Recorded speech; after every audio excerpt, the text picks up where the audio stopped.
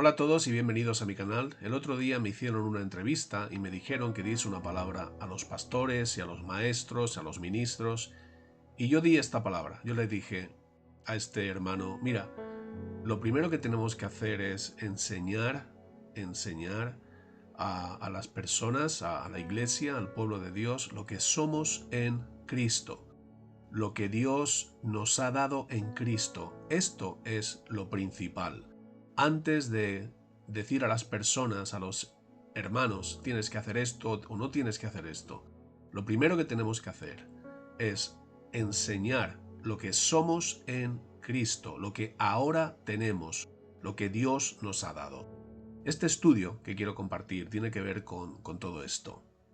En 2 de Pedro 1:4 leemos que Dios nos ha concedido sus preciosas y maravillosas promesas. El autor de la carta a los Hebreos, cuando habla del nuevo pacto, nos dice en Hebreos 8:6 que el nuevo pacto es un mejor pacto establecido sobre mejores promesas. Por tanto, las promesas que encontramos en el nuevo pacto son mejores, son preciosas y son maravillosas. Las promesas del antiguo pacto eran carnales y tenían que ver con la tierra. Tu canasta de frutos será bendita, tu mesa de amasar será bendita, tu rebaño será bendito, la obra de tus manos será bendita, etcétera, etcétera. Sin embargo, las promesas del nuevo pacto son mejores porque tienen que ver con el corazón de los hombres. Son mejores porque son promesas que tienen que ver con el espíritu, son espirituales.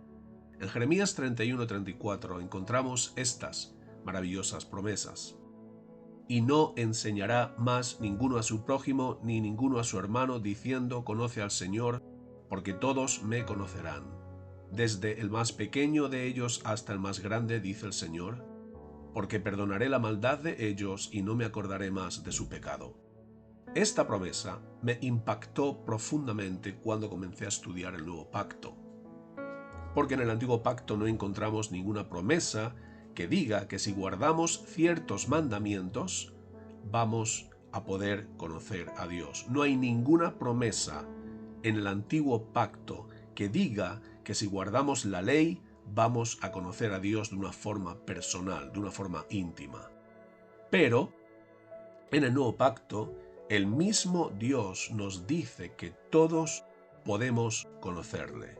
Por tanto, todos los que hemos entrado al nuevo pacto por la puerta, que es Cristo por la puerta, podemos conocer a Dios de una forma personal y de una forma íntima.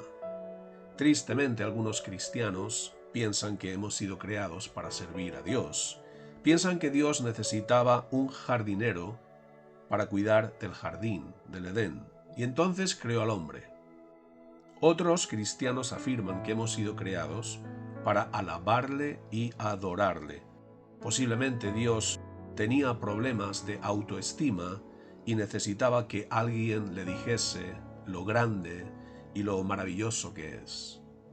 Entonces, Juan, ¿por qué hemos sido creados? Hemos sido creados porque Dios es amor y quería compartir su amor y su vida con nosotros.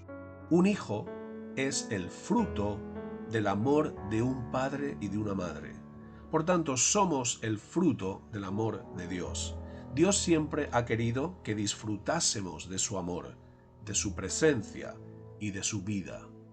Dios siempre ha querido que tuviésemos una relación personal con Él basada en el amor y basada en la confianza. En otras palabras, basada en la fe. En el nuevo pacto, todos podemos conocer a nuestro Dios. Todos podemos recibir su amor y experimentarlo. Y todos podemos disfrutar de su presencia. En el antiguo pacto solamente los reyes, los sacerdotes y los profetas recibían el aceite de la unción. Este aceite era un símbolo de la presencia del Espíritu Santo en sus vidas que los capacitaba para hacer la voluntad de Dios, para llevar a cabo la voluntad de Dios en sus vidas. Pero en el nuevo pacto todos tenemos la unción de Dios. Todos tenemos la presencia del Espíritu Santo en nuestras vidas, que nos capacita para poder hacer la voluntad de Dios. En 1 Juan 2:20 podemos leer que tenemos la unción del Santo. Tenemos la unción del Santo.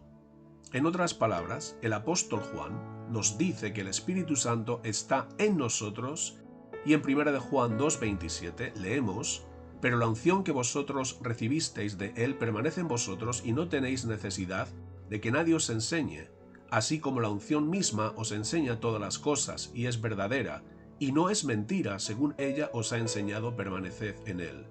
El apóstol Pablo nos dijo lo mismo cuando afirmó que somos el templo de Dios y que el Espíritu de Dios habita en nosotros en 1 Corintios 3:16. Estas son las promesas, las preciosas y maravillosas promesas que tenemos en Cristo, que tenemos gracias al nuevo pacto. Todos podemos tener una relación personal con nuestro Padre Celestial. Todos podemos llamarle Abba, Papá, querido Padre. Todos podemos disfrutar de su amor y recordad una cosa: nuestro amor humano es frágil, es débil y se deteriora, pero el amor de Dios es firme, es fuerte y es incondicional. El amor de Dios es eterno, porque Dios es eterno y su esencia es el amor. Gracias, gracias Señor por tu amor. Todos podemos disfrutar de su amor eterno, todos podemos disfrutar de la presencia del Espíritu de Dios y todos podemos escuchar la voz de nuestro pastor. Jesús mismo lo dijo en Juan 10, versículo 11, yo soy el buen pastor su vida da por las ovejas. Versículo 14, yo soy el buen pastor y conozco mis ovejas y las mías me conocen. Versículo 27, mis ovejas oyen mi voz y yo las conozco y me siguen. Somos el pueblo de Dios, somos las ovejas de su prado y sus ovejas conocen la voz del pastor, porque conocen a su pastor. La voz de nuestro pastor es dulce como la miel. La voz de nuestro pastor es una voz llena de amor, una voz llena de compasión, una voz llena de misericordia, una voz llena de ternura y llena de cariño. Cuando Jesús habla el amor, habla la gracia, habla la compasión, habla la misericordia, habla la bondad. La voz de nuestro buen pastor nos llena de fe, nos trae seguridad, nos da paz y nos da vida. Sin embargo, la voz de los salteadores, la voz de los ladrones y la voz de los lobos es una voz que nos ataca, que nos hace dudar, que nos condena, que nos juzga, que viene a robarnos y quiere destruirnos. Juan 10:10, el ladrón no viene sino para hurtar y matar y destruir, yo he venido para que tengan vida y para que la tengan en abundancia. ¿Qué produce la voz que escuchamos? Si escuchamos una voz diciéndonos que debemos cambiar para que nuestro Dios nos ame y nos acepte, estamos escuchando la voz de los extraños. Esa no es la voz de nuestro buen pastor, porque la voz de nuestro pastor nos dice que hemos sido aceptados en el amado. Hemos sido aceptados.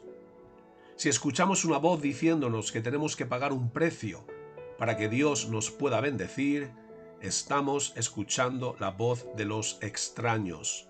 Esa no es la voz de nuestro buen pastor, porque la voz de nuestro pastor nos dice que en Cristo hemos sido bendecidos con toda bendición espiritual. Si escuchamos una voz diciéndonos que Dios se ha cansado de nosotros, que Dios no está con nosotros, que Dios nos ha abandonado, estamos escuchando la voz de los extraños, porque la voz de nuestro buen pastor nos dice: no te dejaré, ni te desampararé. Si escuchamos una voz diciéndonos que no vamos a poder superar un problema o una dificultad, estamos escuchando la voz de los extraños, porque la voz de nuestro pastor nos dice que todo lo puedo en Cristo que me fortalece. Si escuchamos una voz diciéndonos que Dios no nos ama porque hemos vuelto a pecar, estamos escuchando la voz de los extraños, porque la voz de nuestro buen pastor nos dice: si Dios nos amó siendo pecadores, ¿cómo Dios va a dejar de amarnos ahora que somos sus hijos amados? Recordemos las preciosas y maravillosas promesas que leímos en Jeremías 31:34. Y no enseñará más ninguno a su prójimo ni ninguno a su hermano diciendo: conoce al Señor, porque todos me conocerán, desde el más pequeño de ellos hasta el más grande, dice el Señor, porque perdonaré la maldad de ellos y no me acordaré más de su pecado. Si alguien viene a recordarte tu pecado, Dios no ha enviado a esa persona, porque Dios ha perdonado nuestros pecados y ya no los recuerda. Muchas veces tenemos problemas para reconocer a los salteadores, a los ladrones y a los lobos porque vienen con una Biblia debajo del brazo o porque citan mucho la Biblia. Pero recordemos la voz de nuestro pastor, recordemos lo que su voz produce en nosotros. Dios no te acusa, no te condena, Dios te ha justificado, te ha santificado, te ha limpiado, te ha bendecido. Romanos 8, 31 al 35. ¿Qué pues diremos a esto? Si Dios es por nosotros, ¿quién contra nosotros? El que no escatimó ni a su propio Hijo, sino que lo entregó por todos nosotros, ¿cómo no nos dará también con él todas las cosas? ¿Quién acusará a los escogidos de Dios? Y está claro que Pablo está esperando que digamos nosotros: nadie puede acusarnos. ¿Quién acusará a los escogidos de Dios? Nadie. Dios es el que justifica. ¿Quién es el que condenará? Una vez más, nadie.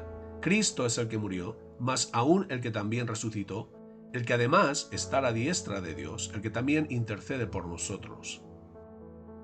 ¿Quién nos separará del amor de Cristo? Nadie nos puede separar del amor de Cristo. Nadie nos puede separar del amor de Dios, porque nadie nos puede condenar, ya que nadie nos puede acusar, porque todos nuestros pecados han sido perdonados. Por eso Pablo también dice: ahora ninguna condenación hay para los que están en Cristo Jesús. Ya no hay condenación para nosotros. Romanos 8:1. Las promesas que Dios hace son firmes y ahora podemos disfrutar de esas mejores promesas pertenecientes a un mejor y nuevo pacto. Veamos algunas de esas preciosas y maravillosas promesas. Dios hará algo nuevo. Dios abrirá caminos en el desierto. Y esto está en futuro, los verbos están en futuro porque estoy tomando las citas literales, pero todo esto es lo que ya ha sucedido. Todo esto es lo que ya se ha cumplido, consumado es. Dios hará algo nuevo. Isaías 43:19. Y esta promesa se cumplió con lo que hizo Cristo por nosotros. Dios abrirá caminos en el desierto. Y esto también se cumplió. Todo esto se ha cumplido. Estas son sus mejores promesas, preciosas y maravillosas promesas. Dios abrirá ríos en la soledad. Dios vino y nos salvó. Dios tendrá compasión de nosotros con misericordia eterna. Dios no apartará su misericordia de nosotros. Dios escribirá su ley en nuestro corazón. Dios perdonará nuestra maldad. Dios nos rociará con agua limpia y quedaremos limpios. Dios nos limpiará de todas nuestras manchas. Dios no recordará nuestro pecado. Dios nos dará un corazón nuevo y un espíritu nuevo. Dios quitará nuestro corazón de piedra. Dios ha quitado nuestro corazón de piedra y nos ha dado un corazón de carne. Un corazón que pueda sentir la presencia de Dios, que pueda sentir el corazón del Padre. Un corazón de carne, un corazón que siente, un corazón vivo. Dios pondrá su espíritu en nosotros. Dios ha puesto su espíritu. Dios ha puesto su espíritu en nosotros. Dios ha hecho un pacto eterno con nosotros. Y Dios es nuestro Dios y nosotros somos su pueblo. Espero que haya sido bendición para vosotros este pequeño estudio y recibid un fuerte abrazo de vuestro hermano Juan.